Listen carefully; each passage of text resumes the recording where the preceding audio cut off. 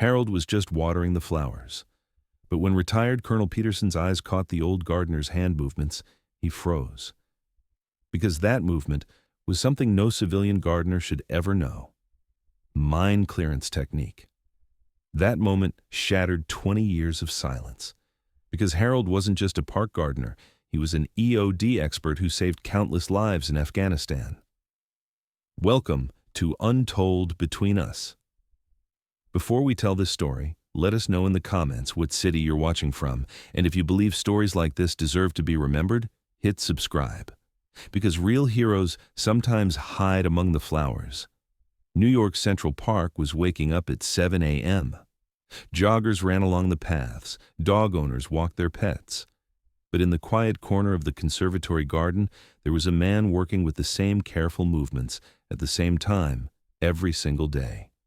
Harold Davis was a 66-year-old park gardener. Medium height, lean build, his gray hair peeked out from under his work cap. He wore a faded green work uniform, gloves, and old work boots. He walked with a slight stoop, but his hands were incredibly steady. Harold followed the same routine every morning. He'd check the flower beds, do the watering, remove harmful weeds.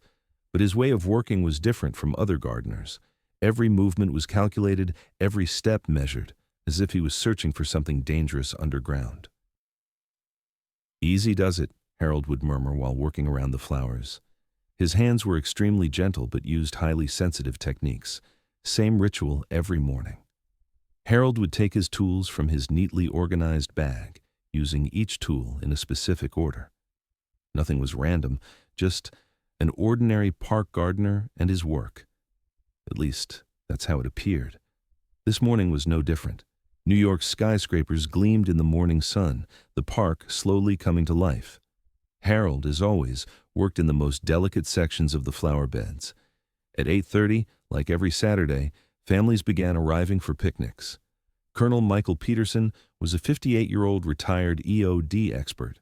He had served in the Army for 25 years, managing bomb disposal operations in Afghanistan and Iraq. Now, he lived in New York with his family. Tall and athletic, Peterson walked in civilian clothes but still maintained his military posture. Beside him were his wife Jennifer and their 16-year-old daughter Emily. Every Saturday morning they had picnics in Central Park. "Dad, let's spread the blanket near those flowers," Emily said, pointing toward the conservatory garden. The Peterson family settled near the area where Harold was working. While Jennifer prepared sandwiches, Peterson surveyed the surroundings, old habit of security assessment. Harold noticed the family's arrival but continued working. He made careful movements around the flowers, calculating every step. Peterson began observing Harold. Initially, it was just a curious glance, but the old gardener's way of working began to catch his attention.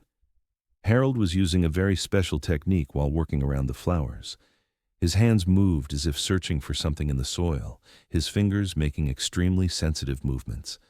This movement seemed very familiar to Peterson. "Jennifer," Peterson said, his voice low, "watch that gardener." Jennifer also looked at Harold. "What's wrong?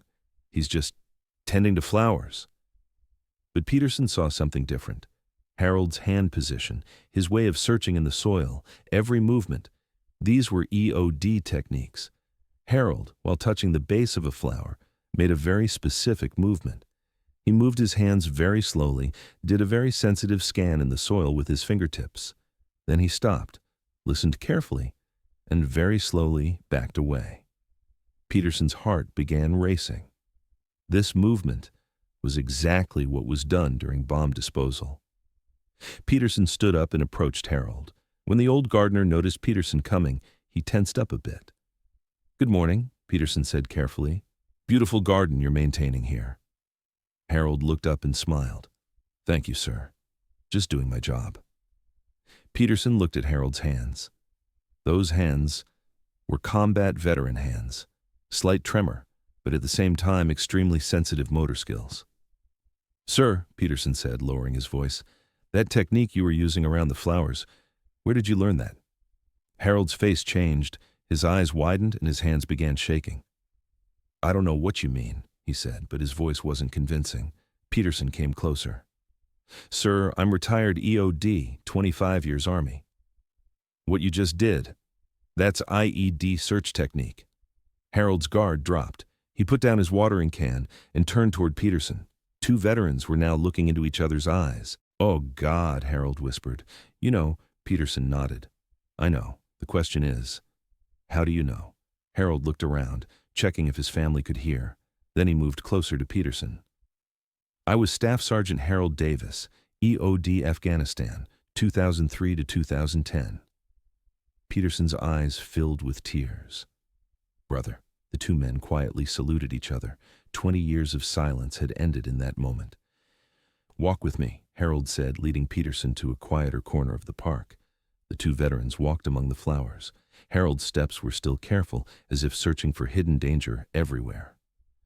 "I haven't talked about this in years," Harold said, his voice trembling. "My family doesn't even know." Peterson listened carefully. "What happened out there?" Harold took a deep breath. "Kandahar, 2009. We were clearing a village, IEDs everywhere. I was point man on the team." The old gardener stopped by the flowers and touched them. "One day we got a call. School compound. Kids were playing, but someone reported suspicious activity." Peterson nodded. He knew those kinds of missions. "When we got there," Harold continued, "the playground was full of devices, not just one or two. The whole area was a death trap." Harold's hands began trembling. "It took us 8 hours to clear that schoolyard. Every step, every move, one mistake, and—" "How many kids?" Peterson asked. 43, Harold said, tears filling his eyes. 43 children. We saved them all." Peterson touched Harold's shoulder. "You did good, brother." "But the cost—" Harold's voice broke. "My team partner, Rodriguez, stepped on one we missed. He didn't make it." Harold looked at the flowers. "After that, I couldn't handle it anymore. PTSD hit hard. They discharged me in 2010. "What brought you here? To gardening?" Harold tried to smile. "Therapy. Doctor said working with soil, with growing things, would help heal the trauma of destroying things."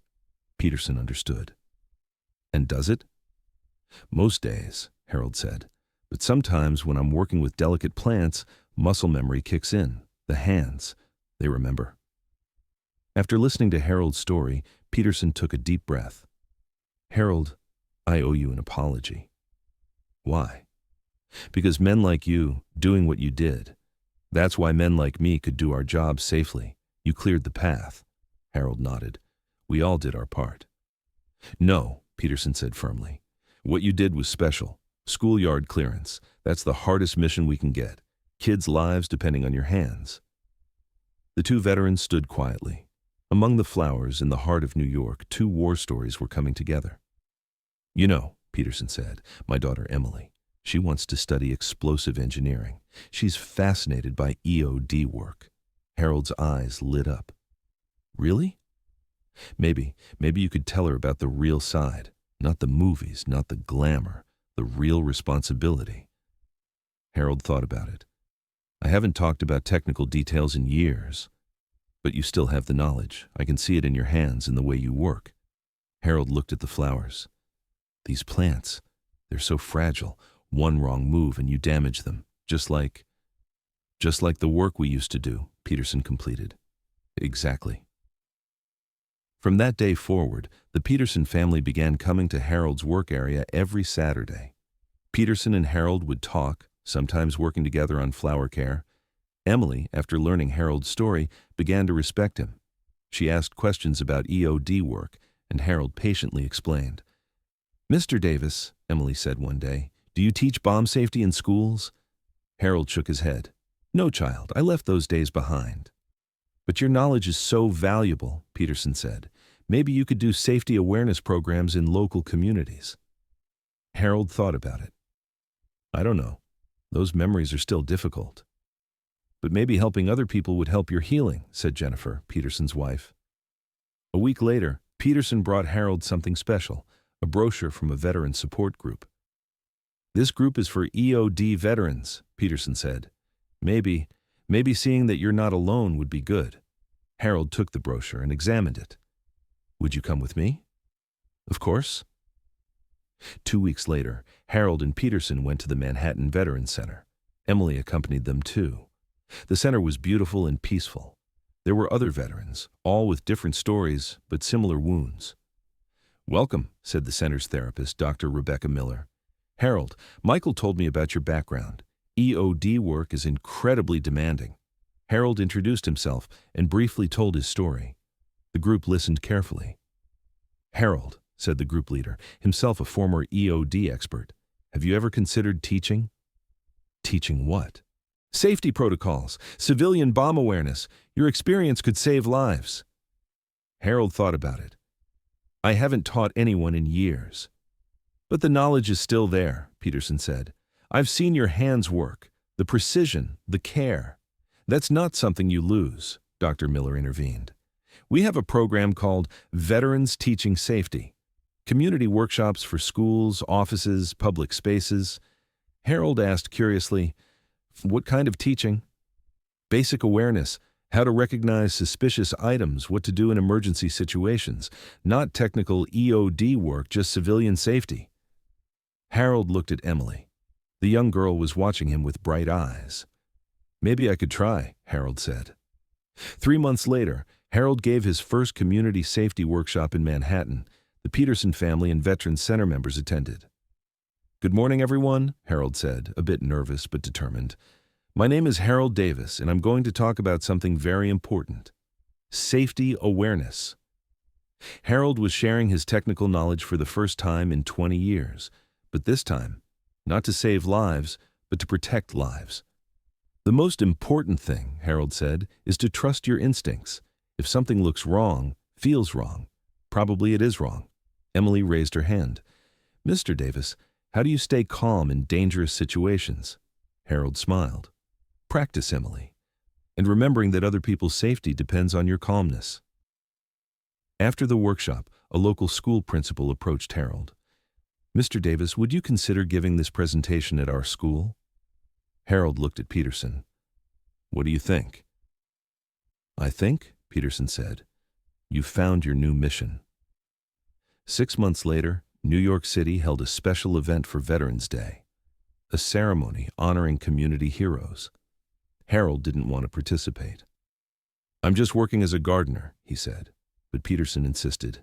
"Harold, not just for you, for all EOD veterans, you're our voice." On ceremony day, Harold took the stage. Hundreds of people stood applauding. The speaker told Harold's story. Staff Sergeant Harold Davis served 8 years in EOD duty in Afghanistan, cleared 247 explosive devices, and saved thousands of lives. Now retired, he provides community safety education. Harold took the microphone. "I just did my job," he said, his voice trembling. "But what I've learned now is this: coming back from war isn't enough. You have to use that knowledge for peace." The audience stood and applauded. Harold smiled when he saw the Peterson family.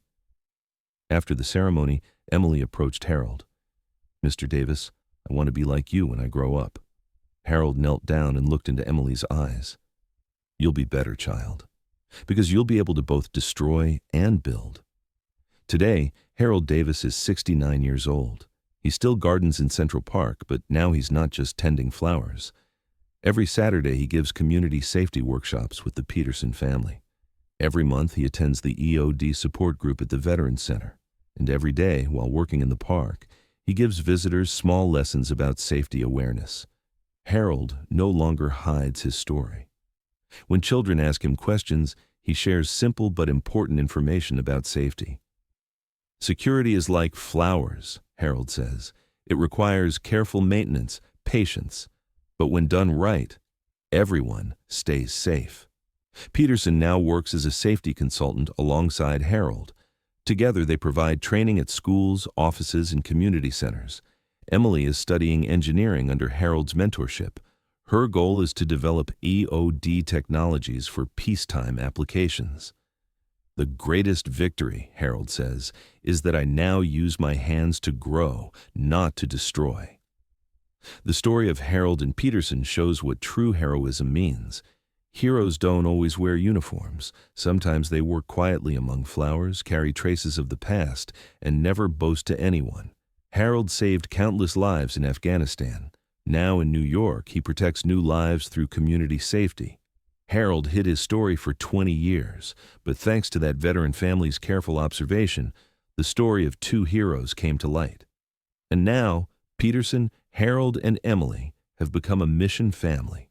A family that heals the wounds of war together, protects community safety together. If you ever see an old gardener in a park, take a second look. Maybe he too is a quiet hero like Harold, because real heroes don't shout, they wait until someone notices their gentle hands. As the Untold Between Us family, if you enjoyed this story, don't forget to like it. If you want to hear more stories of hidden heroes like Harold, subscribe. And in the comments, share the quiet heroes you know with us, because every hero's story deserves to be told.